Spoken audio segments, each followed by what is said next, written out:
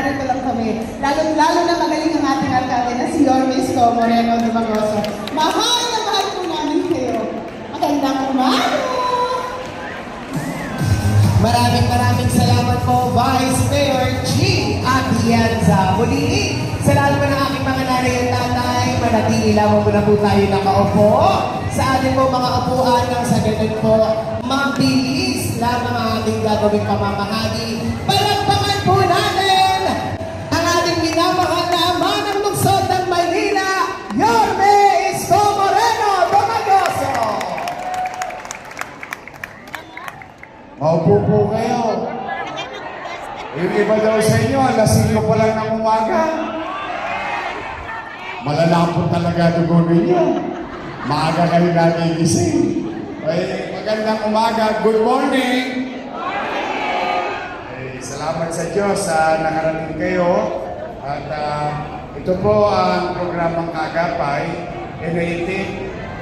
By this time, marami na kayong napapalitaan na kung saan yung inyong mga sulat na pinadadala sa amin sa opisina ko ay siya namin binabasa.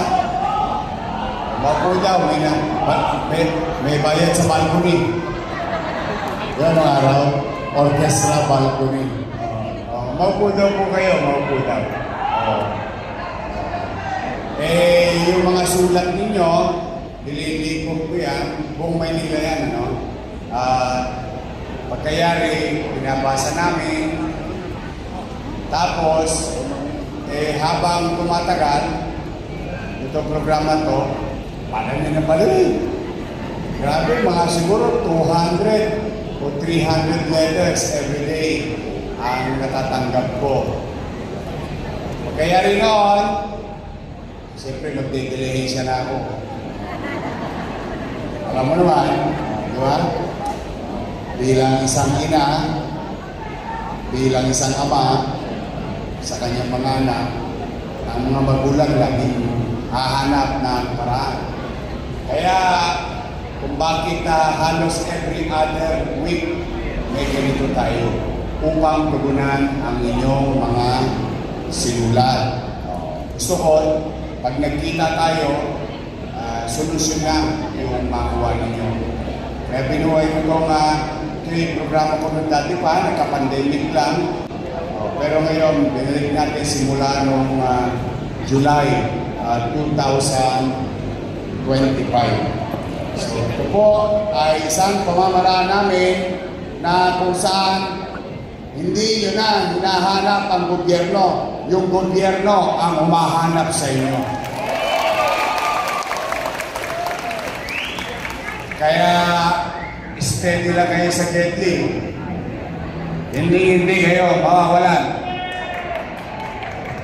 Hindi kayo magkakaroon.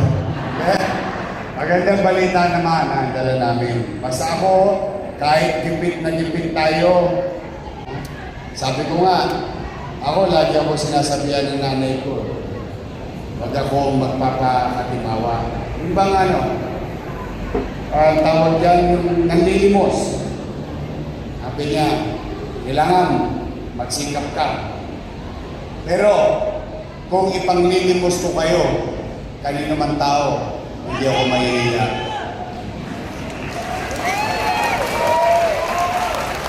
Kahit na hinurin ko pa mga waypacks nila. Kung kapakinabangan ng taong bayan, bakit ba hindi? Di ba? Hindi ko man pinanghihingi sa sarili ko. Kaya po hindi ako natigil talaga na magpiga ng bimpo. Hanggat may mapipiga ako, kahit tilamsik, sasalukin ko, maialay lang sa inyo. Magawa lang ng paraan. Yung kinakaharap niyong suliranin. It's either maibsan o masolusyonan yung mga kinakaharap ng mamay. Lalo ngayon, ang hirap ng buhay. Taas ang kamay ng mayaman.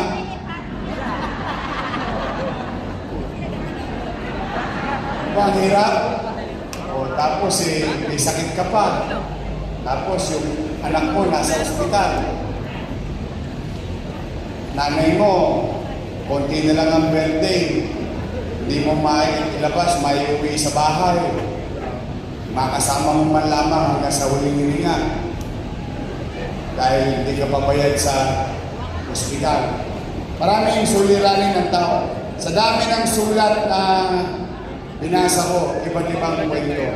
Kaya po, loobin nawa rin Diyos na bigyan ako ng lakas ng pangangatawan. Ay pipilitin ko po laging magsikap para sa inyo. Kaya huwag kayong magmamadali, mabilis lang to. Kilala niyo naman kami, di ba? Mabilis kami. Hindi tayo abot ng tanghali rito. Mag-aabono pa ako. Kumain na ba kayo?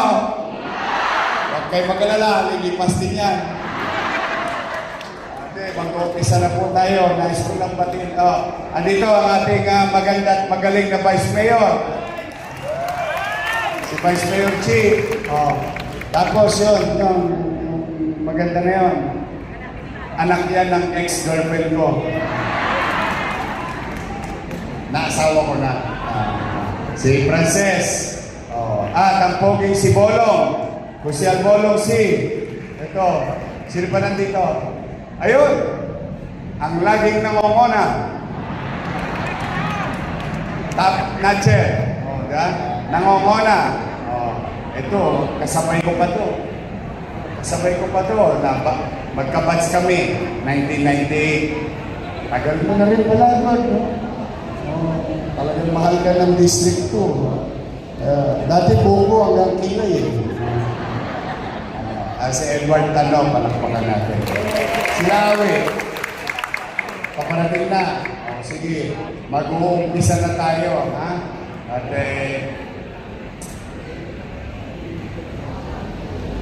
basta, sana na lang talaga kung may mga sakit. Ang wish ko gumaling kayo sa lalo. Mahirap na kasakit. Lalo na, mahirap ka pa, may sakit ka.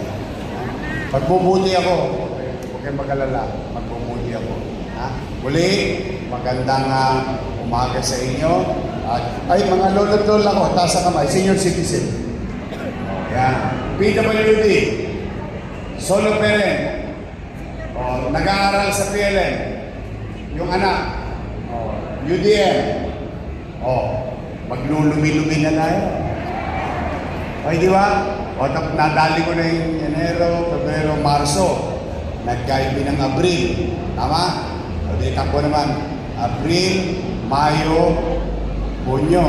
Makikita tayo sa July. Yung ating monthly allowance na quarterly distribution. Kaya sa Maynila, pahabaan ng buhay. Ingatan ninyo ang sarili ninyo.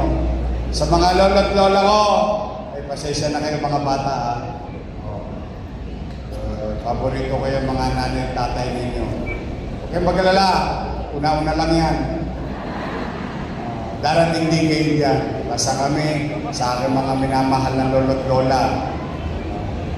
Ngayon, maramdaman ninyo na may gobyernong nililingon ang mga bagay na ginawa ninyo sa pamayanan ng kabataan ninyo.